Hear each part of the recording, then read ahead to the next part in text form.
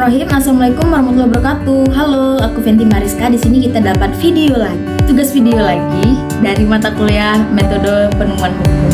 Nah, materi apa nih yang kita dapatin? Yaitu materi penafsiran hukum progresif. Apa sih itu hukum progresif? Nah, hukum progresif ini dilontarkan oleh almarhum Sajipto Raharjo pada tahun 2002 atas kegelisahannya melihat potret penegakan hukum Indonesia.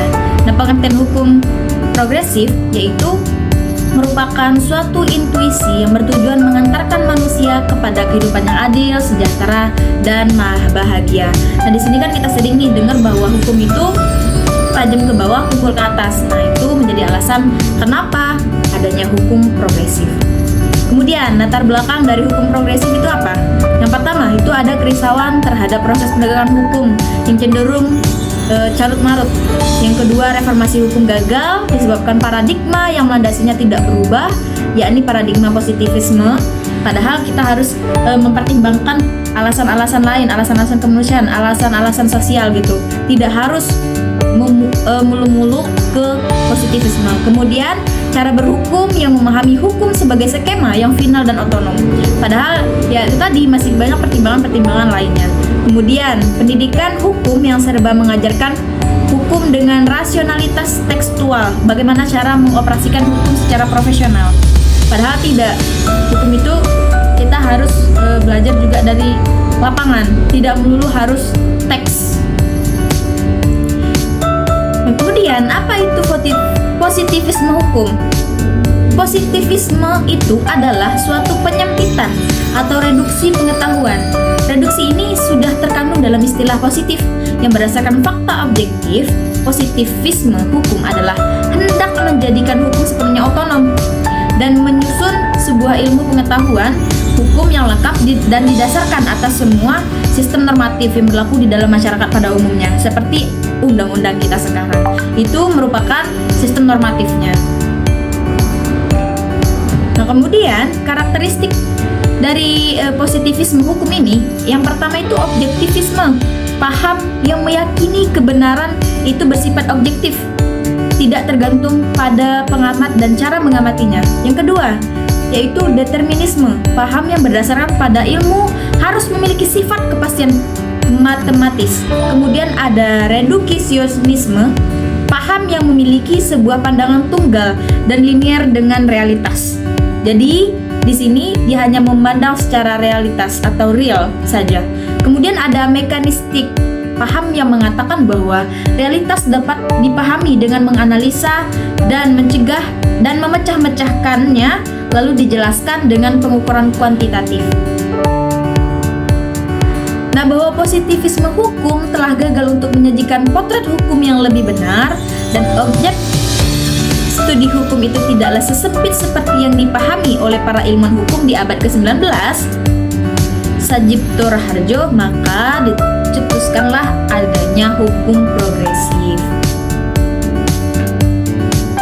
Nah, kemudian dasar konseptual hukum progresif yang pertama adalah hukum sebagai intuisi yang dinamis, di mana kita tidak harus kaku terhadap hukum tersebut. Kemudian hukum sebagai ajaran kemanusiaan dan keadilan, di mana hukum itu harus memanusiakan manusia, bukan manusia yang harus berjalan mengikuti hukum itu sendiri. Kemudian hukum sebagai aspek peraturan dan perilaku, di mana hukum itu dibentuk untuk mengatur manusia atau masyarakat sedemikian rupa agar kehidupannya teratur dan tidak terjadi penyimpangan-penyimpangan lainnya. Kemudian juga jika terjadi penyimpangan ada sanksi yang didapatkan, jadi ada efek jera juga di sana. Kemudian hukum sebagai ajaran pembebasan. Nah, di sini letak atau intisari dari hukum progresif, yaitu hukum sebagai ajaran pembebasan. Yang dimana pada saat misalkan ada seorang nenek-nenek, ini kasusnya kemarin-kemarin sempat viral, yang mencuri ubi. Nah, maka si pemilik ubi ini menuntut nenek ini. Kemudian nenek ini dipidana. Loh, nenek ini kan mencuri nih, udah tua juga. Kemudian alasan mencuri juga untuk bertahan hidup. Nah, kita harus punya rasa kemanusiaan dong. Udah tua juga, kemudian juga mungkin tidak bisa lagi bekerja dan lain sebagainya, maka di situ ada alasan pembebasan dari nenek tersebut. Nah, ini masuk ke hukum sebagai ajaran pembebasan. Next, ciri penafsiran hukum progresif yaitu penafsiran dengan tujuan kemanusiaan agar hak hukum dapat bermakna bagi kesejahteraan manusia. Nah, di sini tadi yang aku bilang dari kasus nenek-nenek tadi yang ditangkap padahal cuma mencuri ubi gitu. Jadi kita harus punya rasa kemanusiaan dan itu diterapkan di dalam hukum progresif. Kemudian penafsiran progresif tidak selalu bertumpu pada logika saja. Terkadang juga harus meninggalkan rutinitas logika. Yang dipakai itu hati.